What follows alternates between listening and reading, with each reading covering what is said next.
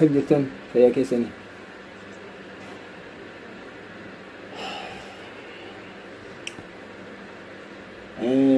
أكون بينهم مدرو اللي عسوني جرا هاسا أولنس باي بس نتيوني تيجر أكون بينو برتوني يونيفرسيتي والدا تبرتن برتوني أورمو ميدا قدار راكجران أكسان كجيرون ميدا مجران نمني هم بيني جر برتوني باي ميدا مجران مدرس برتوني كينها بيني برتوني كينا تشيبهو قبني برتوني كينا يونيفرسيتي نانو أمارا كيس جرو كيسا هابيو أكا بيني يونيفرسيتي نانو أورميا كيس جروت برتن جنة جر مالي وين تدنيف ونمان برتوت أشرا قلتشو تدنيف مال توقفا حاوتي في أبوتين يقول لي أقسم كيرو في قرين بيكيس جرتن موتما هنكاتينا يقول لي تنحال اتنقلت ودو أمة سنينو وكان جارسوماتي سنين ولت أرمتني يعني يهاجي جولين قلتو جولين لي قلفتني جولين قلتو ندركم جولين قالوا ندركم جولين تينا سمي عجسو جرانيات وجهن إن قدر أجيتني جرتني جولين يبنا ما أولي جولين سمي عجسانيات وجهن أناس نمن هندي أكناس وفني أكبي ولتوني تاني كجامو يعني واني تألفني فهم دروتي ميتي الحمد لله قروا لبون باتي جرتي جولين كناف واتو كسيني دامان كيرو أري يا أمة أورمو هند ولك أوت حبشان يرو أماتي وانت جري يادا هنجر بريكوتني بكيور جريني جور تنتلا سياسات حرير باو جران حرير باو متي تچين كوكوتني واني في دني جران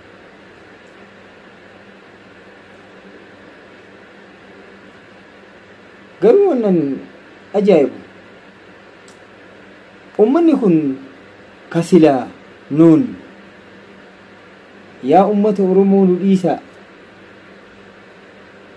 وجي جيراننا وجي بلتي أوفنا يعني نوجين حالة ولا تكون نفدأتشو قبو نفالا إسان كدنا كيستو موتما فالا وقايس ننجيها أفان أورمو أفان فدرالان واتو جنة كدنا فينفينين تيني هاتاتو جنة كدتشو جر مال ون الراكرتن فينفينين تيني توني بيتن تا أورموتي نمني هم بيني جرا إن كانت نمتها كادان هم برباچسو كادان مالي وني كدت إسان مالي كدنا ربي إسان وني كدتني مالي أفان أورمو أفان كيتي أفان فدرالا أفان مالي ناتو أفان أورمو أكي كيست أفان هجيو أتي تاسب تتا أفان أورمو مالي دبتين أفان أورمو مالي غرغرتين أفان أورمو مالي كرا ديمين أفان أورمو مالي يابتين مال أفان أورمو مالي نجيجتين وتيسينتي وتيلس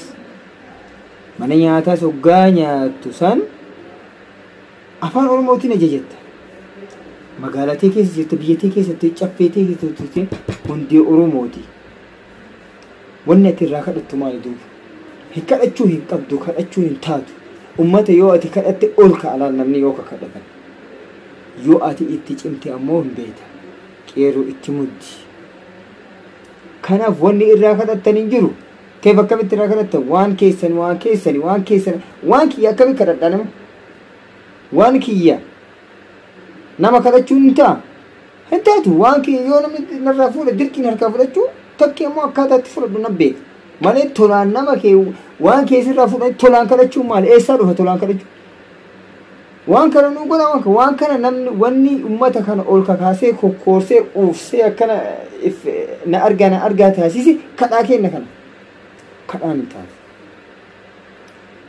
ammoo akkasumas waan keessanii mormadda ammoo natti sinaa qeeruuf qarreen arraba namaallee dhiisa dalagi kanaan warroonni ammoo suuraa Jawaar suuraa nama biroos fakkeenyaaf muummicha ministeera suurota biraa waan argitan kanaa miti wanni barbaachisu qabsoon tanaanii miti warri Jawaar arrabsu warri Jawaar jala fiigu warri Jawaar qeexan if eeggachuu qabdan kunniin ammoo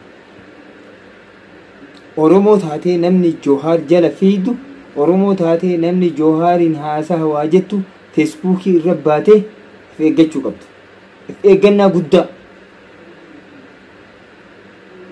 Qeeqa guddaa si kennee jira. Bakka kamittuu si beeyna.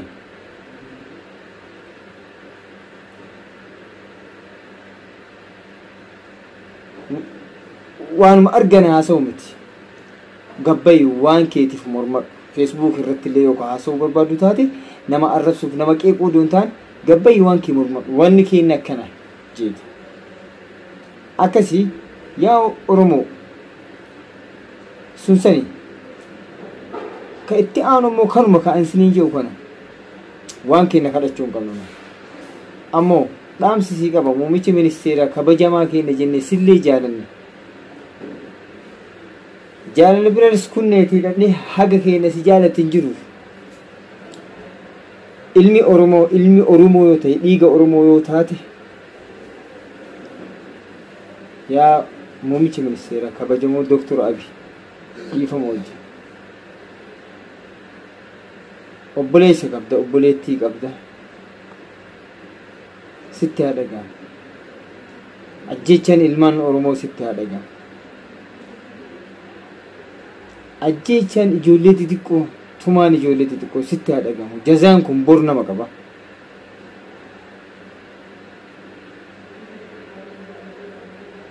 nu beekaa kenna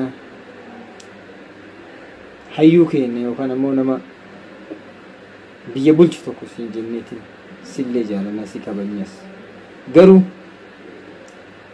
wanti ani siin jedhu akka mataa kiyyaatti chookan taa'etti mee xiqqoo sitti haadhagamu suukanneessan haadhoo fi abbootiin haawwatiin mana galanii bo'oon kun sitti haadhagamu mee fakkeenyaaf bakka isteetana jechuudha odoo namni yookaan tuquu miti yaani namni arrabse hangam takka si madaa'e hangam takka garaan si gubata dhahuu miti ajjeesuu miti odoo namni arrabse hangam takka yaa doktor Abiy sitti haadhagaa tunis dhaamsa si haa taatu gaafin ummata Oromoo yeroo hunda gaafatu abbaa biyyummaa gaafatu nu gaafachuu hin barbaannu dhiifnee jirra amma akkaataa itti fudhannu ammoo waaqaa fi nutu beeka afaan Oromoo afaan federaalaa nu haa ta'u jennee amma booda kadhachuus hin dandeenye dhumatee jira obsi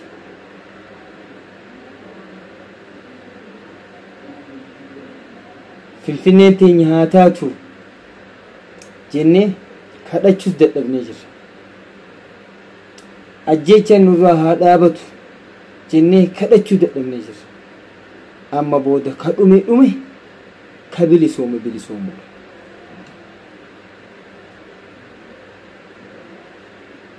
tana yaa ummata Oromoo wanni isin dhaama ammoo hirrafina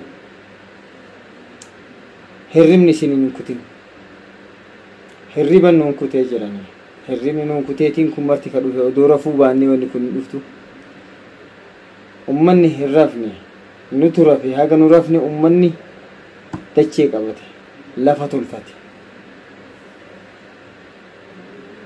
kanaaf rafuu hin qabdan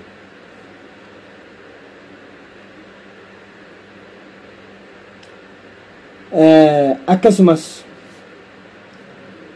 barattoonni miidhamuu jiranii kun baqatanii gaara takkaan bakkaan akka yaa'anitti walitti qabamanii namni fidu jira naannoo Wallorraa akkasi barataa Oromoo malee barataan biraa hin tuqamu. Maali balleessaan barataa Oromoo? Maal balleessi? Kan mormate mirga isaati. Biyyi teenya haa taatudha. Afaan keenya afaan federaalaa haa taa'u. Ajjeechaan nurraa haa dhaabatu jee malee nama ajjeese jee nama saama jee barataan kun hin dubbanne. Kanaaf ammoo wanni barataa irratti harki qubni laatamuuf yeroo hunda ajjeechaan laatamuuf jijjiiramni yookaan ammoo hamileen fuuldura kaayyoon fuuldura biyya tikkitiin ittiin qabdu barataa malee namni hin baratin biyya bulchuus hin danda'u. Biyyas wanta takkaan guddachuu nama barate malee guddachuu hin danda'u.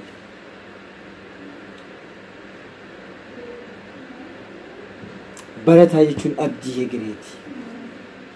Barataa jechuun doktora hegereeti. Barataa jechuun hayyuu hegereeti. Barataa jechuun xiinxallaa siyaasaa ka amma heena kan argite Jowaar Muhammad baratee fide. Akkasuma ta'uu qaba qabu ufillee akkas ta'a. Barataa jechuun qabeenya biyyattiiti. Barataa jechuun dhugaatii fi nyaata biyyattiiti. Yoo namni barate hin jiraatin udaan namarratti udaana namni siin geenne guutuu. Kanaaf ammoo wanni mootummaan dhugaa isin ijaa haga ammatti barataa irratti duulu jiruuf yoo barataa fixan namni mormatu hin jiru jechuuf barattoonni ammoo of eeguu qabdan. Of eegus qabdan. Hoyta deemtanis, hoyta teettanis, hoyta haasoftanis qabsoo keessan ammoo duubatti hin deebisina.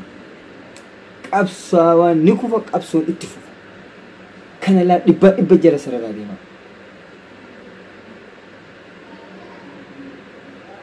Kanaaf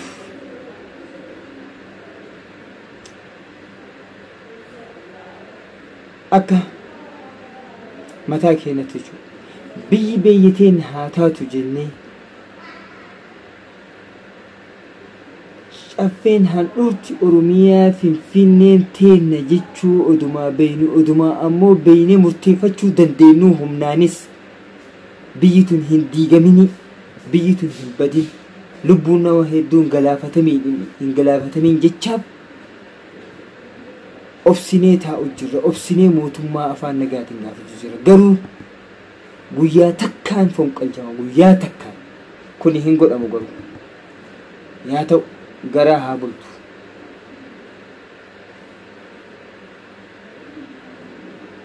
Kanaaf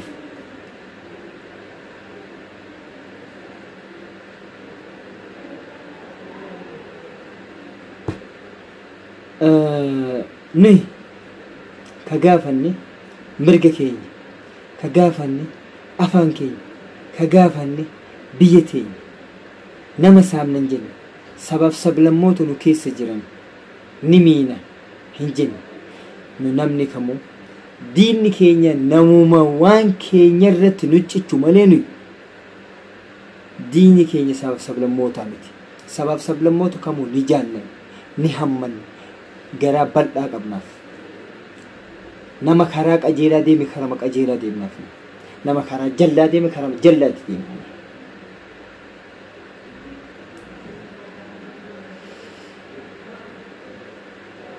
Kanaafuu warroonni afaan Oromoo dubbataa afaan Oromoo barattee sabaa fi sablammoota Oromoo waliin naquuf deemtu ammoo of eeggannaa godhatis. Hijiran namoonni hedduun jechuudha.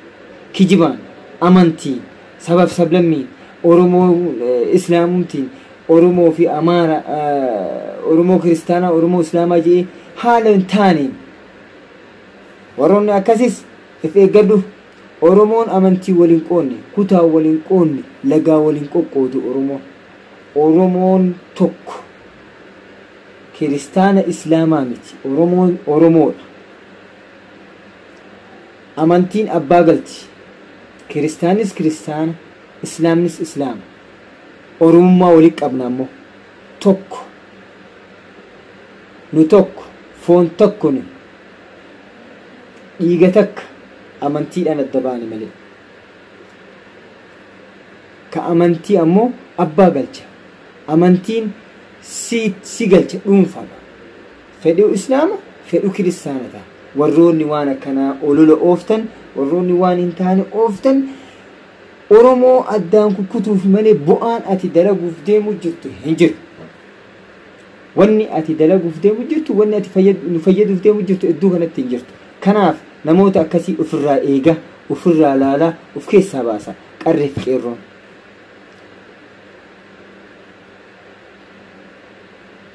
yoo yaadattan hin beeku muummichi ministeera yeroo tokko dubbateera waa'ee kanarratti oromoo of eegaa haala amantiitiin yaada deemamu tokko jira waan akkanaa kana ofirraa eegaamu maal jee haasa'e yaada sanii yaada dhullee xiqqoo isiin irratti wanni ta'a wanti sun maali akka waan nama ofii dalagee tokkollee fakkaata maaliif namni tokko waan ofii dalagee dafee namni foon awlijaanaa nyaatee ofii dubbataa jedhani dafee dura wanni ta'a kanaaf ka dalagu baatellee san isaaf rabbi beeka nu ka jechuu jiru ammoo of eeggadha amantiin wal qoqqooduu fi lagaa wal qoqqooduu fi ganda kana ganda sanii walirraa oofa kuni jimma kuni arsii kuni walloo kuni raayituu kuni jinni hin jiru kun oromoon tokko biyya takka mormatu jira afaan tokko mormatu jira lubbuu ummata oromoo takkatti mormu jira nu guutuunu wanni iju jiru kana malee waan biraati miti nama saamnan jenne nama ajjeefnan jenne nama biyyarraa kaafnan jenne hin feenu nus ammas namas zollamuu hin feenu namas miidhuu hin feenu mirga namaa jeequs hin feenu mirga namaa dhiibus hin feenu oromoon ka fedhu walqixxummaa haqaasan feenanu ammas taanan kunoo na dhagaa Abiy Ahmad Ali muummichi ministeera kafeen walqixxummaa haqaati walqixxummaa haqaa moo hin arganne walqixxummaa haqaan sun yoo jiraate nu namallee hin barbaannu waan namaa hin feenu nama saamuu hin feenu saamicha uumaa aadaa oromoo keessatti illee rabbiin lafa kenne aadaan oromoo saamtuu miti aadaan oromoo hammattu oromoon hammattu jaalattuudha jibbituu miti oromoo kabajjuudha oromoon ammoo nama salphiftuu miti oromoo oromoon sii dhiiga malee sin dhiisu obbo oromoon sii booya malee sin boochisu oromoon sii du'a malee sin ajjeesu xiinxallee kana qajeelu qaqqabi hin beeka inni amma mootummaan kun hin beeka muummichi ministeeraatu beeka akka oromoon akkas ta'e si nyaachisa malee si nyaatu oromoo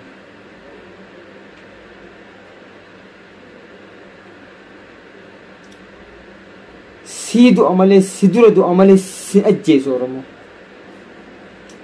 oromoon nama akkanaati oromoon uumaa oromoon haqaa sun oromoo afaan barattee miti oromoon afaan baratte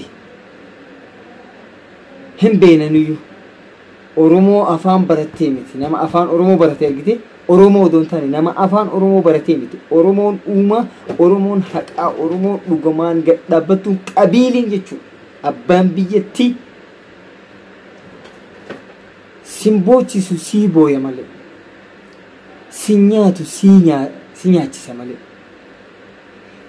sin dhiisu sii dhiiga malee sin ajjeesu si dura du'a malee siif du'a malee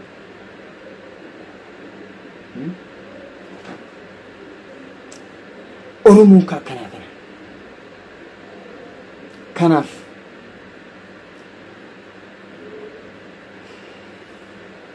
wanti ani isinii dhaamu kana ammoo takkatiin amma ani isinii dhaamu xumura uf eeggadha haala amman biyya keessa deemuu fi biyya alaa keessatti deemu kanaan oromoon ammoo wal qoqqooduu hin qabnu nama akkasii ofirraa eeguu qabna jajjabeessuu qabna of keessaa baasuu qabna fonqolchuu qabna of keessaa takkattiif keessatti dhiisan nama akkasii nama afaan oromoo barate malee namni akkasii sun oromoo miti kanu keessa taa'ee waan biraa haasa'u kanu keessa taa'ee waan hin taane haasa'u kanu keessa taa'ee ebaluun arrabsu arrabsaa miti kanu deemtu arraballee barbaadu mirga keenyaa morman malee arrabatti hin deemnu mirgi keenya dirqama mormachuun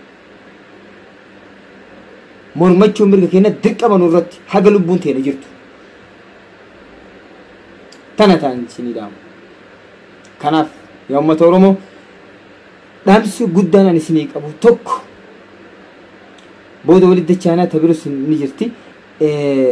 Ijoollee Oromoo tabiyya san keessa jirtu naannoo Amaaraa keessa jirtu jaalatanii jibbanii akka ta'ettumaan taane ijoolleen galuu qabdi biyya san keessa. Yoo ijoolleen sun hin galin booddee ijoollee sanii waan taatu hin beeknu. Hagana dhaamsi kee ijoolleen galuu qabdi. Galuu qabdi biyya fi Oromiyaa keessatti galuu qabdi. Tana dhaamsanii isinii dhaamu nagaan naaf.